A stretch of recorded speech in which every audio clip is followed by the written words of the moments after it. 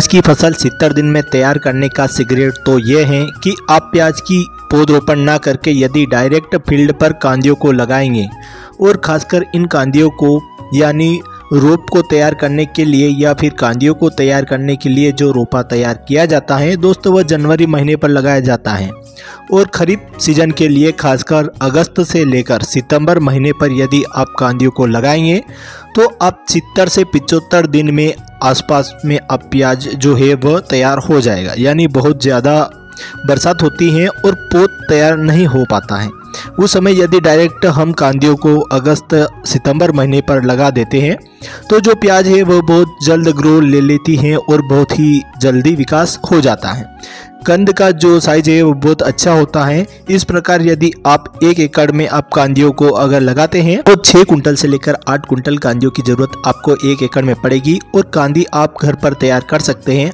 जो छोटे टाइप के ट्यूबर हैं 1 एकड़ में कांदी तैयार करने के लिए दोस्तों आपको करीबन 3 से 3.5 किलोग्राम सीड्स की रिक्वायरमेंट पड़ेगी। तो इस प्रकार से भी हमारे किसान भाई खेती करके जो समय है 120 दिन का लगेगा तो वह लगभग 70 से 80 दिन में आप एकदम प्याज मार्केट में चली जाती है। और दीपावली आते आते जो रेट है वह नए प्याज के बहुत अच्छा मार्केट देखने के लिए मिलता है। लेकिन विधि कोई भी हो लेकिन आपको मेड़ बना के ही प्याज की खेती करनी चाहिए।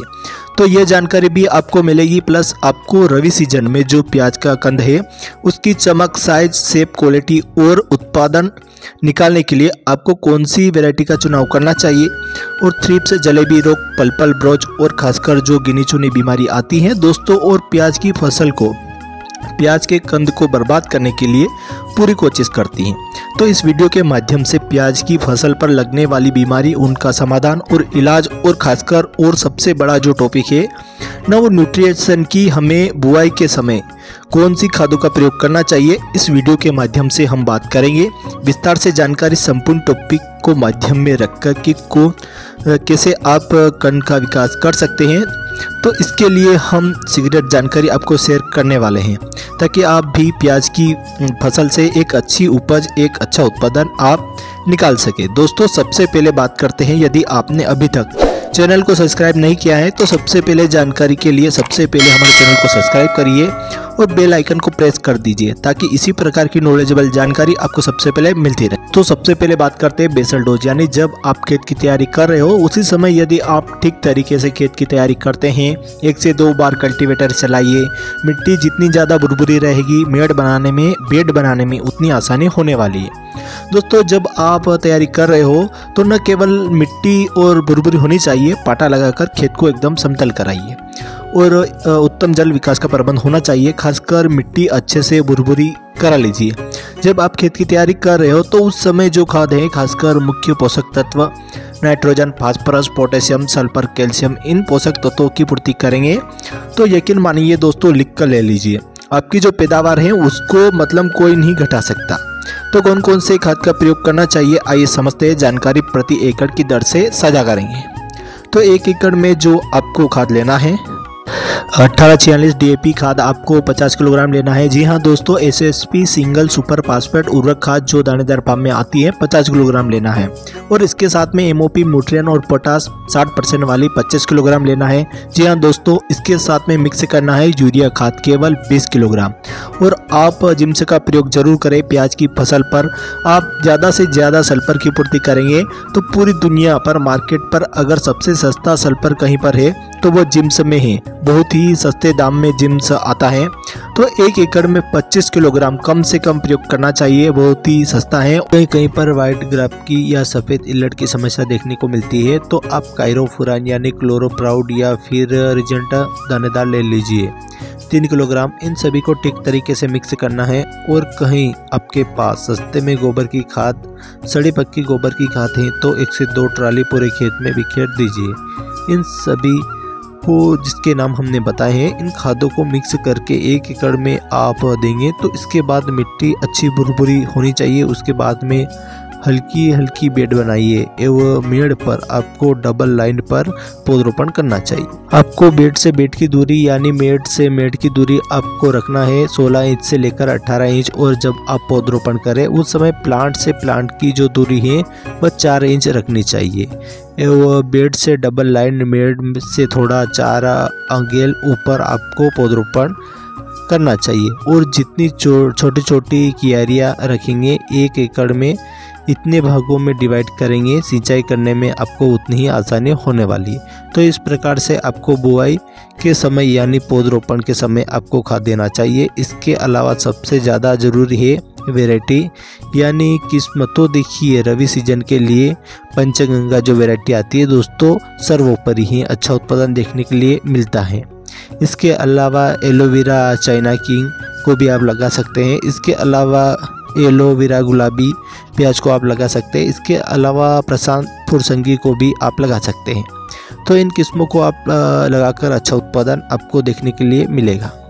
और जो प्याज की जो स्टोरेज है उसकी मतलब गुणवत्ता बढ़ाने के लिए या फिर क्वालिटी प्रभावित ना हो, फंगस ना लगे, या फिर जो छिलका है उसे मजबूत रखने के लिए ज़रूर बातें आपके साथ साझा करेंगे। तो इस वीडियो को आपको स्किप नहीं करना है, वीडियो को पूरा देखना है। एकड़ में 3 किलोग्राम से लेकर 3.5 किलोग्राम सीड्स की रिक्वायरमेंट पड़ेगी। यानी जब आप पौधरोपण भी कर रहे हैं यह रोप को तैयार रवि सीजन पर अक्टूबर से लेकर नवंबर के मध्य आपको पौधरोपण कर देना चाहिए।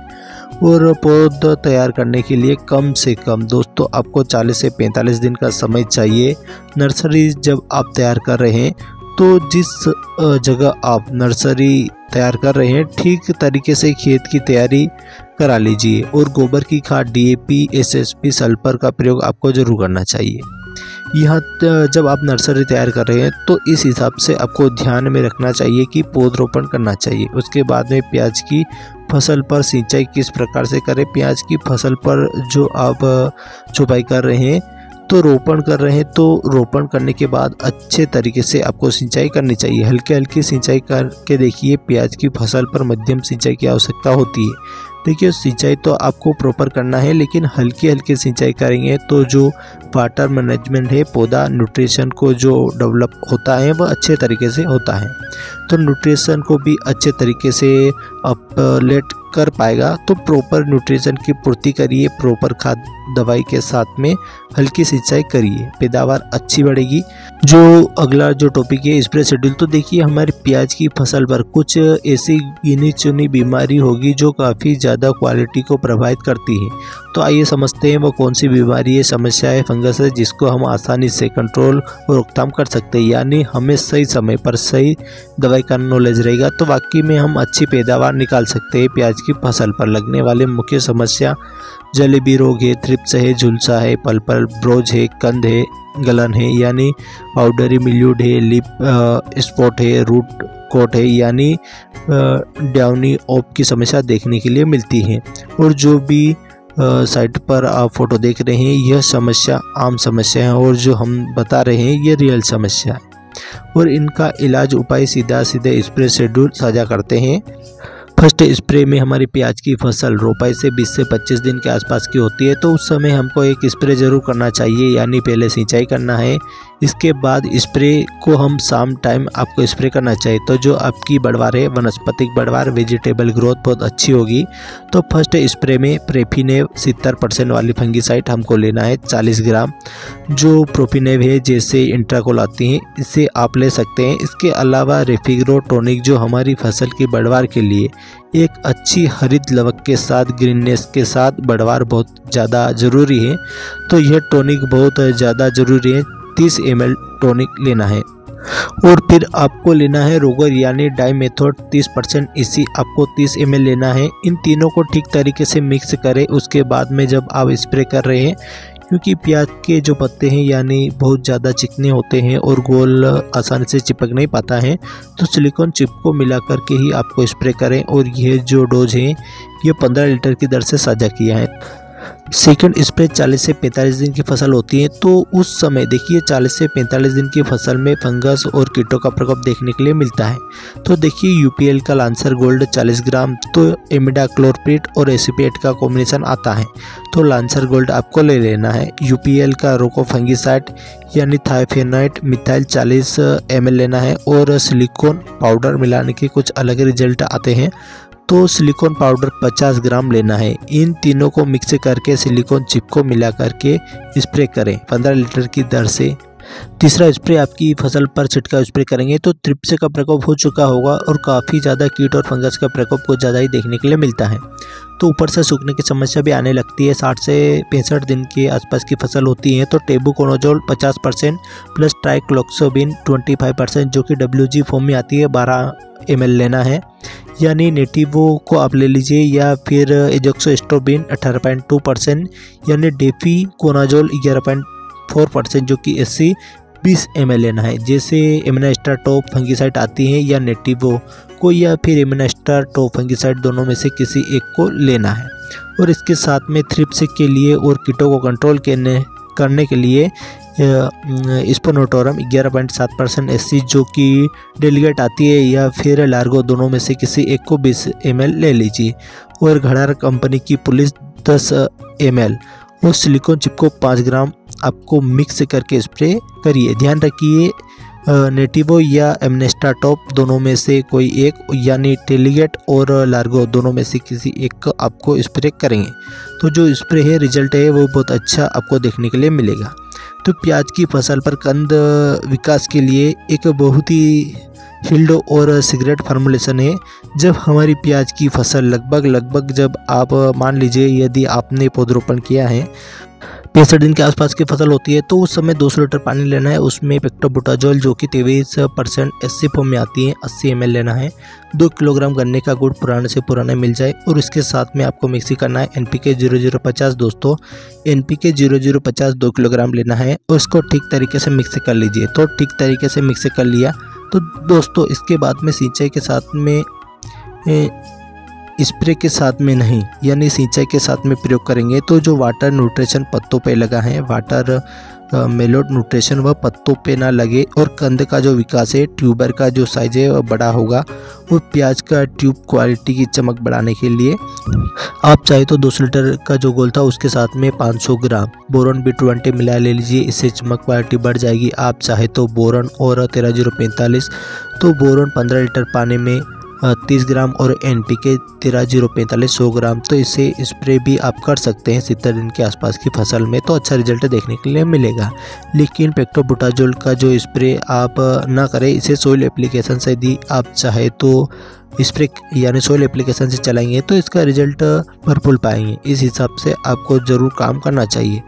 तो खाद शेड्यूल, फर्टिलाइजर शेड्यूल, तो खाद जब हमारी प्याज की फसल 18 से 20 दिन की होती हैं रोपाई से, तो सल्फर हमें लेना है, यानी 90% वाले 3 किलोग्राम, और माइक्रो न्यूट्रिएंट फर्टिलाइज़र 5 किलोग्राम किसी अच्छी कंपनी का, जिससे मैग्नीशियम, आयरन, कॉपर, बोरॉन जैसे पोषक तत्व हो, जैसे सूक्ष्म पोषक तत्व का प्रयोग करना है। और इसके साथ में नाइट्रोजन 40% यानी यूरिया 30 किलोग्राम, यानी इन तीनों को मिक्स करके 1 एकड़ में देकर सिंचाई करनी चाहिए। सेकंड खाद 40 से 45 दिन के आसपास की फसल होती है, तो सागरिका दानेदार यानी 45 किलोग्राम और यूरिया उर्वरक खाद 45 किलोग्राम, इन दोनों को मिक्स करके जड़ों के पास देकर प्रॉपर सिंचाई करेंगे तो दोस्तों बहुत अच्छा रिजल्ट देखने के लिए मिलेगा। तो प्याज की फसल पर पीलापन की समस्या ज़्यादा होने पर कैल्शियम नाइट्रेट खाद का 1 एकड़ में 15 किलोग्राम देकर आप सिंचाई कर सकते हैं।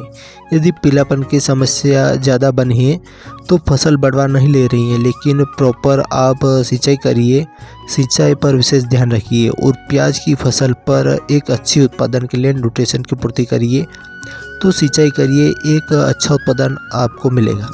तो इस हिसाब से दोस्तों न्यूट्रिशन की पूर्ति करनी चाहिए। आप चाहे तो ऑर्गेनिक के रूप में ट्राइकोडर्मा को चला सकते हैं। जीवामृत, बीजामृत, वेस्ट स्पोर्ट यानी गन्ने का गुड़ है, इसका प्रयोग आपको बीच बीच में करना चाहिए। खासकर ट्राइकोडर्मा एक एकड़ में जो पैदावार है दोस्तों 350 कुंटल पैदावार आप एक एकड़ से निकाल सकते हैं। अब बात करते हैं लाइफ साइकिल। यदि दोस्तों कांदियों को आप लगा रहे हैं तो कांदियों का हमने डिस्टेंस बता दिया है, यानी पौधे से पौधे की दूरी 4 इंच रखनी है, लाइन से लाइन की दूरी 18 से 20 इंच रखनी है और बेड पर डबल लाइट बेड बनाना चाहिए और बेड की चौड़ाई यानी 1.5 फीट बहुत है। यदि आप पौधरोपण करते हैं तो 40 दिन नर्सरी में लगने वाले यानी 40 से 45 दिन केवल आपको नर्सरी तैयार होगी और 120 दिन आप फसल तैयार करने का मान लीजिए। यानी कुल मिला के जब आप पौधरोपण करते हैं तो हार्वेस्ट करने तक का जो समय है टाइम पीरियड है वो लगभग आपको 3.5 से 4 महीने का समय मान लीजिए। लेकिन कांदी को यदि दोस्तों आप लगाते हैं तो 80 दिन में आपकी फसल तैयार हो जाती है। तो प्याज की कांदी लगाई जाती है, यह खेती किस प्रकार से की जाती है। यदि ज़्यादा कमेंट आएंगे इस टॉपिक पर जो सीजन आने से पहले मैं वीडियो बना दूंगा।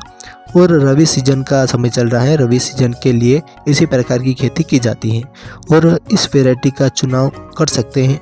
जो समझ आती है इनका समाधान भी पा सकते हैं, तो पैदावार आप निकाल सकते हैं इससे और इसी प्रकार से न्यूट्रिशन की पूर्ति करेंगे, देखभाल करेंगे। हल्की फुल्की खरपतवार निंदाई खुदाई सबसे बेस्ट है। यदि आप चाहे तो खरपतवार नाशक में अडामा इंडिया कंपनी की डेकल खरपतवार नाशक का स्प्रे कर सकते हैं। बाकी यदि मजदूर उपलब्ध है निंदाई खुदाई सबसे बेस्ट है। निंदाई खुदाई करें, खाद दें, सिंचाई करें और बेहतरीन परिणाम आपको देखने के लिए मिलेंगे। इस वीडियो के माध्यम से हमने बात करी प्याज की उन्नत तरीके से आप खेती कैसे कर सकते हैं। तो एक अच्छा उत्पादन के लिए इन कामों को फॉलो करेंगे तो कहीं ना कहीं जो आप परंपरागत तरीके से खेती करते आ रहे हैं यानी बेड विधि से आप खेती करते हैं तो प्रॉपर न्यूट्रिशन की पूर्ति करिए और प्रॉपर फंगस लगने पर आप फंगिसाइड का स्प्रे करेंगे तो बहुत अच्छे परिणाम आपको देखने के लिए मिलेंगे। इस वीडियो के माध्यम अगर वीडियो पसंद आए तो चैनल को सब्सक्राइब जरूर करें ताकि इसी प्रकार की नॉलेजेबल जानकारी आपको सबसे पहले मिलती रहे। तब तक के लिए सेफ एंड टेक केयर। जय हिंद, जय भारत।